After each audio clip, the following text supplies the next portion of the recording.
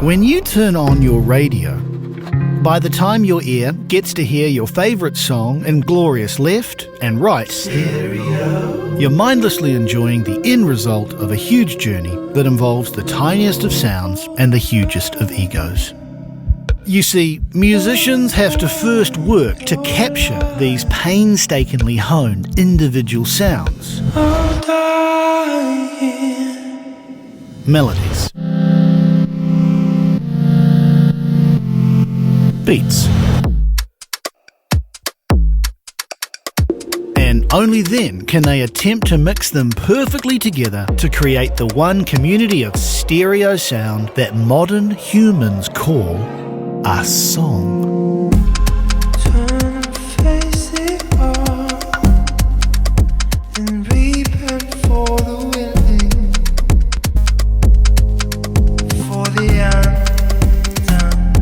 My name's Alexander Green and I'm 1/3 of electronic band Groeni. Groeni is a Wellington-based electronic trio started by Alexander Green. And like so many bands, they found their inspiration from heartbreak. Started Groeni in Melbourne, made an EP. After that EP, I realised I needed a band. James was in Melbourne, I hit him up and he was keen, and we didn't really get anything off the ground, but we both broke up with our girlfriends and just coincidentally ended up on the same plane back to New Zealand as a result of those two breakups. We hadn't actually talked about it just happened, and so we were on this plane together and we're like, okay, a couple of sad guys on a plane, let's make some stuff that we can play out live. You're saying let's make some sad music together? Yeah. So I was in Stratford, I moved back to my mum's house for about a year, made the EP just alone all day, every day, basically, which was kind of perfect. Was that a time of like retreat, not just musically? Yep, I think so. Recalibrating, doing the music was a big help in that process. Released at the start of 2015, the Hewn EP was Groeni's debut release and has seen them rise up as the unassuming and unexpected golden boys of stripped-back electronica. And Fray is one of the standout tracks off that first EP that first began to turn heads. So the whole EP was about the breakup, and Fray deals with, there was this period of denial where I kind of just got drunk for a month, and then Fray is the clash of coming out of that and going, okay, we need to deal with this, kind of having the good results of that breakup and the bad ones, and then kind of clashing them together. It's quite a violent thing. There's a definite like good versus evil type thing to it. But what is it about Fray that so perfectly captures the lament of lost love? How did they make sounds like these? And this one. And what happens when a band chooses to use the random sounds of everyday life rather than regular instruments to write their songs? To get the answers to our questions, we gave Alexander Green from Groeni a large pot of tea and got him around a mixing desk to show us the anatomy of Fray and what it is that makes this song so special. What would be the first sort of foundation building block of the tune? This one started as I laid out a song just with a soft synth and like a basic beat. When I first started, I didn't really want to use any electronic sounds. I wanted to use strings and these organic sounds, and I just couldn't. I didn't have the gear. In Stratford as well, there's not too many orchestras in Stratford. So I guess out of necessity, but I fell in love with them as well. This is all just soft synths. I didn't have any other. Tell us about soft synths. So I use pretty much exclusively this free plugin called Automat. So a soft synth doesn't exist. It's like Microsoft Word of synths. Yeah. It's like a virtual synthesizer. I used heaps and heaps of automation, which is drawing out the shape of volume, width of the synth, the filter cutoffs, all those things. So you'd look at the automation on this and it'd just be little yellow lines everywhere, shaping them out. So shape's a pretty important part. Yeah. Is that about how volumes are fading in and fading out? And also the timbre of the synth, how harsh and soft it is. What does that do within the tune and within the sound? It can kind of build the journey of the song, I guess. It can guide the song through its peaks and lulls.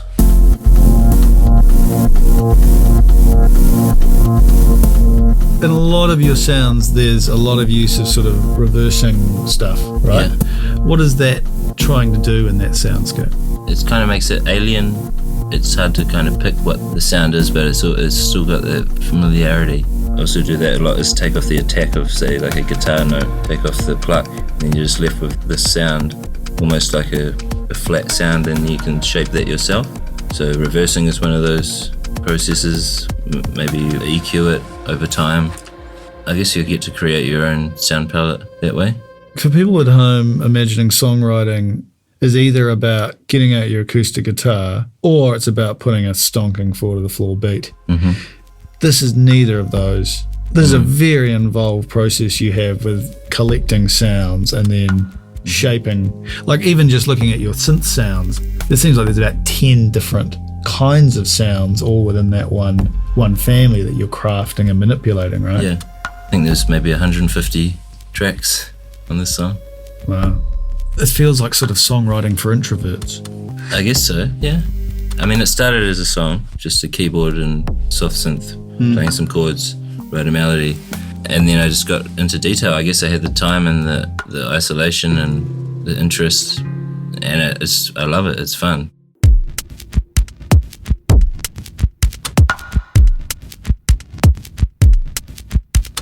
So when you're constructing a kit or constructing these beats, you're pulling bits from all over the show.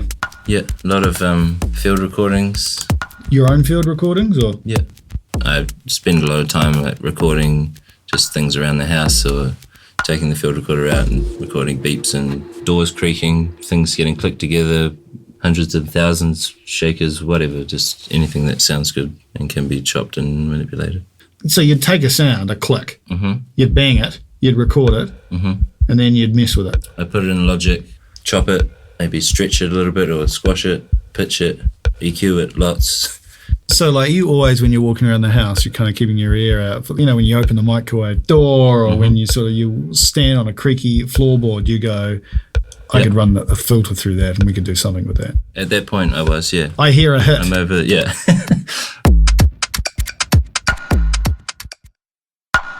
So what's this? And what's this sound about?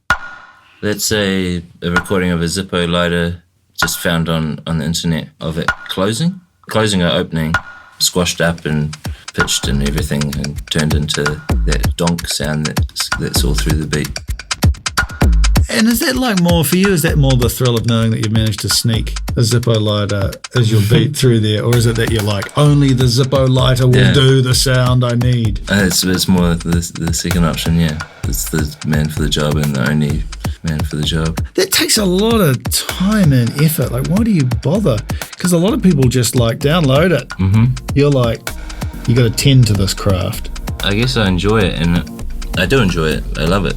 And I had the time and I had the space and I wanted to go deep on every sound, and I just am like that as a person. I have ridiculous attention to detail. I can obsess over a drum sound for a day and feel like I haven't wasted that day. Yeah, I don't know what it is. It's just how I am. Do you have like a favourite sound or a favourite moment amongst all this stuff? There's a little sound, and I think it was fingers on a fence or something. This is in Melbourne. Found like a fence and just went on it. I just took the highs out of it. It turned into this kind of rattle. And put this delays on it, so it kind of bounced around on itself. What do you like about that sound? I don't know, I think it just really worked really well to kind of tie things over and spill things over into the next section. And it kind of segued between those sections and made it a lot more easy, a lot more smooth. So you do bring in some guitar, which sounds like an actual human instrument. Yeah. Is that what it's trying to do? Or you're like, it's time to get some sort of reality in here? No, I just had that guitar. Lots of the sounds in there are guitar that's been processed and stuff, and I thought maybe just a bit of normal old guitar might be nice. There's sort of this ambient noise thing that sounds like you're sort of in the forest. It sounds like bellbirds kind of. Oh, those. That's a plugin called a granulator. And I think it started off as maybe glockenspiel or something. And then this thing, it takes the tiniest little bits of fragments of a bigger sound chops them up into these little pieces and rearranges them, and I don't understand the thing at all, but you just tweak it enough that you get the sound you wanted. And that was those little chirpy sounds in there, yeah. So a granulated glockenspiel. Yeah. It's sort of like you still want to stay a bit folk and a bit hipster, Yeah. right? You know, Yeah. just enough Yeah. that you bring in the glockenspiel, Yeah. but then And the guitar. you screw it up. Torrents stain me dark. I'll try to fight the wind. Last thing sort of looking at here is vocals. Take the fallen's bloom. You've got almost more reverb in the mix Yeah. than vocal, right? I'd say it was probably well above 50, yeah. A reason for the villain to taste what he's spilling. Vocals, normally we think of the thing out in front, you know, the touchstone of the human aspect of the thing. But this is almost like it's hiding back in there somewhere. Yep. That's the kind of person I was at that time, I think. Very inward and quite reserved. And I also just didn't, and still don't really like my voice. So you just kind of drench it in the reverb and it sounds a bit better. Afraid in the killing. I think you should know. People probably listening to this saying, this sounds like a very nice voice rather than something to be ashamed of. Yeah. I think you're really exposing yourself. And I don't know if I was ready at that point, or even if I am now, to go full frontal.